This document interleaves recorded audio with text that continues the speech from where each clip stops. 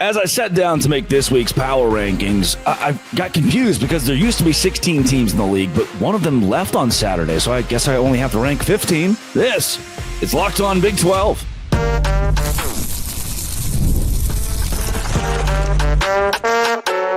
You are Locked On Big 12, your daily podcast on the Big 12 Conference, part of the Locked On Podcast Network, your team every day. Happy Monday, everybody. Welcome to Locked On Big 12. I'm Drake Toll from America's #1 Big 12 podcast, Locked On Big 12. Thank you for making this show your first listen every single day. On today's program, there's a new team in the Big 12. We had 16. One of them left. I think we should add another to get back to 16. I'll also cover what I saw at Rice-Eccles Stadium. Unabridged, I'll give you my review of a Utah football game day during the Holy War, and it was something. And then we'll end the show with the college football playoff odds for this conference from BYU to Colorado to even Kansas State. If you hit subscribe, I get to keep my job. Wearing my Royal Army brand BYU sweatshirt today after the BYU win yesterday feels appropriate, and they are the #1 team in the Locked On Big 12 Power Rankings this week. But if you're watching on YouTube, you're probably already noticing that the number 16 team in the Big 12 says Washington State. That's odd. If we take a closer look at 1 through 16, there is no Utah here. And I know what you're saying if you fell asleep on Saturday before the end of the BYU-Utah game is, where is Utah? Turns out their athletic director holds a press conference kind of unexpectedly after the game and says, we don't want to be here anymore. So great. Awesome. I mean, it made my job easier to only have to rank 15 teams, but for kicks and giggles, let's throw in Washington State at 16. Washington State, when we asked their athletic director, hey, what do you think about being in the Locked On Big 12 Power Rankings? He said, we're just happy to be here. We would love to be in the Big 12, and we want to be in a conference that wants us, and we want them, which sounds a whole lot sweeter than anything Utah's ever said about us. #1, BYU. Number 16, Washington State. I'll knock out the first one and the last one immediately. And that is all I will say for now. Probably not. I'll probably say a lot more about what happened with BYU and Utah this weekend. And #2, Colorado. I told you 3 weeks ago, we can go ahead and start talking about an at-large bid to the college football playoff. I will get into later why that's a legitimate thing. I think the Buffs are the second most dangerous team in the Big 12. They got a double-digit road win at Texas Tech. They look very good. And if it's BYU and Colorado in the Big 12 championship, that's going to be tough. That's going to be tough for BYU. Colorado's solid. They deserve to be at 2 this week. 3, Kansas State. They lost to Houston. They lost to BYU. They've lost to the #1 team in the Big 12. They've lost to a team that has really picked up steam in the conference as well. I don't think that Houston loss is a total indictment of the program. Had they lost to Oklahoma State, it is. Had they lost to this version of Utah, it is, but they lost to a Houston team that's now 3-3 in Big 12 play. I'm okay with Kansas State effectively winning a bye week and moving up to 3. At 4, give me Arizona State. And one of the reasons Kansas State's at 3 is because we saw Texas Tech and Iowa State both drop down significantly after their losses. But at 4, Arizona State. Without Cam Scatterbo, they were still really solid on Saturday. And if I'm anybody in the Big 12 that has to play this team, moving forward, I'm not happy to have to play this team. They're a machine right now. Even when Sam Leavitt, Leavitt was 16 for 25, a 62.8 QBR. He wasn't necessarily high level on Saturday. The offense in general wasn't necessarily high level. 161 passing yards, 99 rushing yards. But the defense for Arizona State still finding a way to get things done, and especially doing things in crunch time against UCF to win a game that puts you at 7-2, 4-2 in conference play. I like this Arizona State team at 4. At 5, the Baylor Bears. Why is Baylor there? If we just take the sample size of the last month, Baylor is winning football games. They've won 3 straight. The Bears are on a roll, and they feel, similar to Houston, like one of the most dangerous teams in the Big 12 right now. Everything but 5, as good as Sawyer Robertson has been, even ranking nationally. I'm fine with Baylor jumping Iowa State and Texas Tech, where you find Texas Tech at 6, Iowa State at 7. Why is Texas Tech above Iowa State? Well, they beat Iowa State on the road. Why is Baylor above Texas Tech? Well, Baylor beat Texas Tech. Tech at 6 is tough. I feel like 1 through 5 to me are the teams that have momentum right now. Tech at 6, Iowa State at 7. Those two teams don't have momentum. In power rankings, it's not a who is the better football team. I do think if Iowa State and Baylor play tomorrow, Iowa State likely wins again, especially as bad as we saw them dominate. But as far as momentum goes, power rankings, Tech just got, I would say, throttled by Colorado. Colorado controlled that game in the second half. Now, was Tech very good in the first half and it looked dangerous for the Buffs? For sure. The second half, though, Colorado just lit it up. So I'm going to go Tech at 6, Iowa State at 7. Iowa State has lost 2 straight now, and I don't know how to help you. Lost 2 straight, one of them to a pretty good Texas Tech team, the other to a Kansas team that only now is looking competent. Similar to Houston, maybe, similar to Baylor, a team that's catching on right now, but still, Iowa State has no business losing that game, and you might have taken yourself out of the Big 12 title race. At 8, West Virginia, I don't know what to do with you. The fans still want to fire the coach. I don't think we can anymore. I think Ren Baker is going to look around the room and say, it would take a good bit of money to fire the coach. And that same coach is kind of winning right now. He's won 2 straight games. That blowout loss, I should say, to Kansas State seems like a bit of a distant memory. 31-24, you won on the road against a scrappy Cincinnati team. You're at 8, West Virginia, and I don't know. I might have to keep Neil Brown. 1, BYU, 2, Colorado, 3, Kansas State, 4, Arizona State, 5, Baylor, 6, Texas Tech, 7, Iowa State, 8, West Virginia at 9.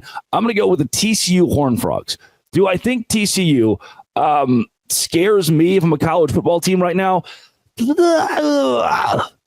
Maybe. Josh Hoover's just that good. I do like Josh Hoover, and though TCU lost to Baylor last week, they have won, 3 out of 4? The Frogs aren't a bad football team necessarily. They're a top 10 team in the Big 12. They won at Utah, beat Texas Tech. That lost to Baylor, preceded a huge win against Oklahoma State. Now against Arizona at home and Cincinnati on the road, they've got a shot. TCU, of all people, to finish this season 8-4. And that's not what I thought they'd be after that Houston loss. TCU at 9. Cincy at 10. This was a pretty much fallout week for Cincinnati. Are they still good? Yeah, they're still a bowl team for sure. They're still a top 10 team in the Big 12. Yes. Can I put them above West Virginia? Of course not. Can I put them above TCU, who's won 3 of 4? I don't think so right now. I still have respect for Cincinnati with their at 10. That's kind of your bowl cutoff, too, with Houston at 11, Kansas at 12. Both of those teams remind me of each other in that they have momentum right now. Where did that come from? Kansas and Houston both look pretty darn solid right now. The Kansas offense looks good. So I got Houston at 11, Kansas at 12, UCF falls in at 13. I don't know. Dylan Risk is good. He's the future, no doubt. Gus Malzahn will likely stay in town. But this was a football game where, hey, UCF, just go win it. And they couldn't get over the hump in the second half to do that. And they're going to sit toward the bottom of the power rankings at 13 for me. 14, Arizona. What do you want from me? To be ranked 13 above UCF? Okay. No. 15, Oklahoma State. I award you no points, and may God have mercy on your soul. It's tough to wrap my brain around what exactly you're doing right now on a football field. Wow. And at 16, Washington State, who could very well jump Oklahoma State and Arizona next week. Where's Utah? They left. They wanted to leave, so we let them. 1, BYU, 2, Colorado, 3, Kansas State, 4, Arizona State, 5, Baylor, 6, Texas Tech, 7, Iowa State, 8, West Virginia, 9, TCU, 10, Cincinnati, 11, Houston, 12, Kansas, 13, UCF, 14, Arizona, 15, Oklahoma State, and 16, Washington State. Those are the power rankings coming up. What's it like to watch a football game at Rice-Eccles Stadium? This is Locked On Big 12, part of the Locked On Podcast Network, your team every day. Today's show is brought to you by FanDuel. FanDuel is where I went on Saturday to say, hey, I do think that Arizona State is going to cover 3.5 points. And FanDuel said, okay, if you think so, put some money on it. And I said, okay, FanDuel, but if I put $5 on it and that bet hits, I'm a first-time user, then can I get $150 in bonus bets? And they said, not only can you do that, but everyone can do that.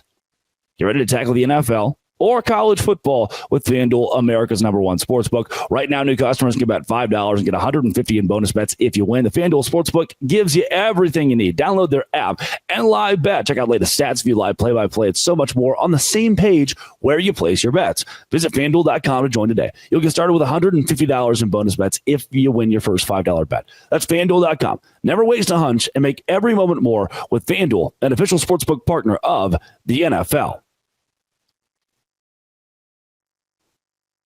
What's it like to attend a game at Rice-Eccles Stadium on the campus of the University of Utah? I went to the Holy War this week, and I've heard from a lot of people that this is the game, right? It's the one that everyone loves to go to. And I want to open this by saying the hospitality that I saw from a wide margin of Utah fans was impeccable. from Ivan to Philip, showing me around, getting me tickets, making sure my butt was in a seat at this game. Because I'll peel back the curtain a bit. This is not cheap. Like flights, hotel, looking at $850, $900 to get out to Utah just to experience this. And Utah wasn't going to credential, and there was no way to get this comped. And I don't care. I just want to go watch good college football. And Utah fans made this a great experience for me. So when I see, and I did see it, when I see Utah fans throwing trash on the field, when I see the athletic director during the final play of the game, I mean, there are pictures that have been posted on Twitter of Mark Harlan standing on the football field during the pitchy woo-woo at the end that could have helped win a miraculous game for Utah. Trash on the field, to the AD on the field, to the head coach who flips a chair afterwards, to the AD who says we don't want to be here. I don't think that is representative still of a majority of Utah fans. In comparing this experience to BYU, I do think Rice Eccles has a leg up on Lavelle Edwards in certain areas. The overall better atmosphere, if I'm honest with you, and I do think Utah fans would obviously disagree with this, I do think LES is better because they programmed in-game stuff that rocks. So let me kind of start there in totality. Let's start with the notes that I took in-game before trash was thrown on the field and before the athletic director disgraced the entire university by saying they'd like to leave the Big 12. My notes were, hey, when there's momentum for Utah, this is one thing BYU's gotten a lot better at with their game day experience. When Utah has momentum and there's a TV timeout, don't fans, please welcome the Smiths fan of the game. Darren has been a fan for 23. It kills all momentum. The second you walk these old people out on the field and say, look how much money they've given us. Well, there was just a defensive stop. The crowd was going wild. And now you take a minute and a half and you eat it up by saying, look at this old man that none of you know. Please clap. I've watched Baylor do it. I watched plenty of universities across the country build that into their fan experience, the game day experience, and it's not good. Was it worth old man? Like, do it at halftime. Do it pregame. Was it worth having the old man go out there if you lose momentum? Then Mo Bamba comes on. You're like, okay, this doesn't make any sense. They're just honoring that old man out there. He's still waddling off the field. Why is Mo Bamba playing? That's not very good. There are so many ways to plus the experience from, going into the fourth quarter and they honor players past and there are big special moments that Utah does program in. But overall, it felt like the in-game stadium staff was trying to kill the momentum. That's a note that BYU got a few years ago and changed. Then going into the fourth quarter, they have Tongan fire dancers. Going into the fourth quarter, Utah pays a harrowing, wonderful tribute to 22s. That's awesome. And they do the family on three. I think that is a great tradition. It's the way they segue out of it. They go from this touching, heartfelt moment to, is that Mo Bamba again? Like, it feels like, hey, let's find a way to kind of bridge all of these things together to keep the game day atmosphere smooth. Now, where I do think Utah can get a leg up on LES, bro, that stadium was loud. That place was rocking. And I've seen LES be deafening. But the note that I gave that, to me, says a lot about Utah fans and how good they are, they know ball. You don't have to ask them to get up and cheer. I'm not saying you have to ask BYU to get up and cheer and hey, it's third down, everybody, come on. But Utah fans organically just kept doing stuff, just kept being loud, just kept, and this, plug your ears, BYU fans, kept being kind of mean. Like, there's something about a college football atmosphere where you step in and you think, uh-oh, the fans are going to be mean here. I don't know if I'm going to want to bring my children, which, in case you're wondering, the amount of middle fingers, hurled slurs at the end, the amount of trash I saw thrown on the field, and the representation the athletic director gave, I probably don't want my kids, that don't exist yet, at that game either. But if you're a 19-year-old college kid, if you're an 18-year-old college kid, you're looking around and that's happening, that's a pretty daunting atmosphere. I can't tell you, I shouldn't tell you that the nastiness that some Utah fans bring to the game is something that should be replicated or is something that makes them overall better than BYU fans. Because I've heard some nasty things from BYU fans. I've seen some trash thrown before in my time. I can't tell you it makes the Utah fan better, but I can tell you it makes that experience very intimidating. Should you continue to throw trash on the field and flip the bird and also, hurl swear words around? Probably not. But wow. There are times where I'm looking around and I was like, oh my gosh, I'm kind of intimidated to be here. I'm glad that I'm sitting in an unmarked Big 12 hoodie alongside, Utah fans. And I don't think you're going to have BYU fans that say, Utah fans are so rude. They're so classless. I got cussed out on the way out of the stadium. Brother, yes, I don't want to invalidate your experience, but that does happen pretty much everywhere. You go to the SEC, you go to Alabama-Auburn game. When Auburn wins and you're in an Alabama jersey, somebody's probably going to say something. I've had a couple too many cervezas after a football game against Ole Miss and yelled lane train at the opposing opposing fans on the street. Lane train, which is not bad. But also looking back, the elderly and children shouldn't have been yelled lane train at after Baylor beat Ole Miss during one Sugar Bowl. That's kind of what fans do. Now, athletic directors shouldn't do that. And trash shouldn't be thrown on the field. And a fine is certainly warranted for something from Utah on Saturday.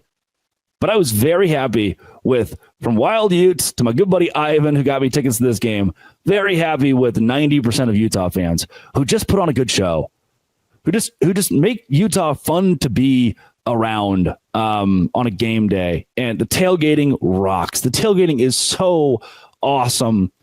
I had a fantastic Holy War experience and a great game. And the only thing that really ruined it was not just trash on the field, but the trash of the athletic director spewing all over a press conference that he had no business calling at the last second to rag on the conference that I represent, the Big 12. That sucked. Coming up, what are our chances at the college football playoff now? Good. This is Locked On Big 12, part of the Locked On Podcast Network, your team every day. Today's show is brought to you by Game Time. Game Time is where I go to get tickets for anything I need to get tickets for. Concerts, comedy shows, sporting events. I go to Game Time. I use the app, and the features like customize your spot, and the supplemental is inspiration. I use the app feature that you can toggle. It says, hey, can you show me the all-in deal? So at the very end, I don't get any hidden fees. And they say, yeah, we'll do that. They have super deals. They have seat view, curated deals to make it easier to find the best price on great seats and the lowest price guaranteed, or event cancellation protection and job loss protection. And Game Time has the most flexible customer service policy in the ticketing industry. Take the guesswork out of buying tickets with Game Time picks. Download the Game Time app, create an account, use code LOCKEDONCollege for $20 off your first purchase. Terms apply. Again, create an account, redeem code LOCKEDONCollege for $20 off. Download Game Time today. What time is it, buddy? It is Game Time. I do believe the Big 12 can get two teams in the college football playoff. If you look at the all-state playoff predictor before this week, at teams like LSU, who had a real shot to go to the college football playoff, at teams like Miami, who just lost, and who knows where they'll be in the realm of the college football playoff. Now a BYU or a Colorado. Like there were schools, Boise State's at 71%, which is crazy to me. There were schools ahead of the Big 12 that I kept thinking, if we could just wait for that domino to fall, we could just wait for them to lose. And a few of them have. Miami has. Like, it's tough to make the case at this point. Even like in Indiana struggled against Michigan. You can't say, hey, BYU struggled against Utah. Indiana struggled against Michigan. We're going to put Notre Dame, who lost Northern Illinois, above both of them. No. When we start talking at-large bids, BYU is in a very comfortable spot now. They're going to be okay. They have a couple of tough games coming up. Now, all of a sudden, those games are tough. But BYU is squarely in the top 10. And I don't see how on Tuesday you wouldn't put BYU above Miami. And most major metrics would still tell you to put BYU above Indiana. And Tennessee lost to a very bad Arkansas football team. I don't see why we can't just, move those cats up a little bit. Penn State. We've seen Penn State lose. We've seen Ohio State lose. We've seen Georgia lose twice now. BYU should be ahead of Georgia, should be ahead of Miami, should be ahead of Tennessee. should be likely ahead of Indiana when you take into account that Indiana has played, check my notes here, nobody. Have they beaten everyone in front of them? Yes, 100% congratulations. Has BYU beaten some very good football teams, including this week, the number 11 defense in the country based on efficiency? They have. And that, my friend, should have BYU on Tuesday in the 6 or 7 range in the college football playoff ranking, inching closer and closer to a lock, where it doesn't matter what happens in the Big 12 championship game. They can arrest who they want to arrest. They can play as hard as they want. They can keep this guy healthy and this guy safe. That's going to be the beauty of this. BYU could position themselves to the point where, hey, no matter what happens, we do want the bye, but we know we're going to the playoff. And that was a foreign idea even 6 weeks ago, but still undefeated. BYU is there. Colorado has got to jump Pitt, has got to jump Iowa State, has got to jump LSU. We are looking at a Colorado team. They'll likely jump Kansas State, who is a top 15 school in the country. And based on the rest of the year and how it shakes out, if they're number 15 with 3 games to go, you win against Utah at home, you likely jump into that 13 range. We're going to pretend that every week with a win, you're jumping a spot or two. So at 8-2, Colorado, number 13 in the country. Then you go on the road against Kansas. We just saw Colorado go on the road against a better team than Kansas and win by 14 points. If you do that, if Colorado does that against Kansas, they move from that 13 range into the 12 range, the 11 range. Then Oklahoma State at home is certainly a win, and I can guarantee you, based on where the top 10 is, and those schools sitting in the 6, 7, 8, 9, 10, 11, that little pocket, based on those teams, 1, 2, 3 of them lose, and 3 weeks from now, going into the Big 12 championship game where Colorado will likely be a contestant, they're a number 11, number 10, number 9 team with a chance to win the Big 12 championship and go to the college football playoff. Here's the problem with this scenario, with the Big 12 getting 2 in. It is at this point going to take BYU losing the Big 12 championship. I know BYU fans hate to hear that. They don't want that, and I get it. I completely get it. Here's the reason why. Colorado is the only other remaining team to have 1 or fewer losses. That puts us in a very tough spot. The reason it puts us in a tough spot is because now they would have to lose another game for Kansas State to go to the Big 12 championship. And then if Kansas State goes to the Big 12 championship against BYU, K-State's lost 2 games, and they're probably not getting an at-large bid if they lose the Big 12 championship. They would then have 3 losses. Colorado would have 3 losses, and there is no way a 3-loss Big 12 team gets into the college football playoff. We're in bad territory in that regard. We're in territory of we need the best team in the Big 12, BYU, to be undefeated in the Big 12 championship game and lose. We need them to fall on the sword if you want the Big 12 to get 2 in. Otherwise, there is no way.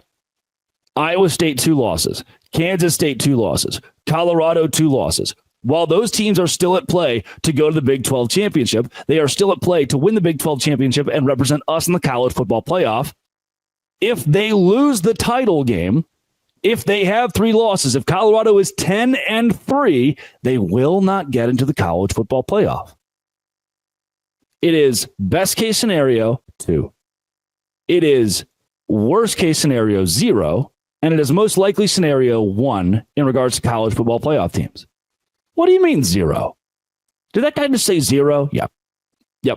So we saw the college football playoff really likes Boise State.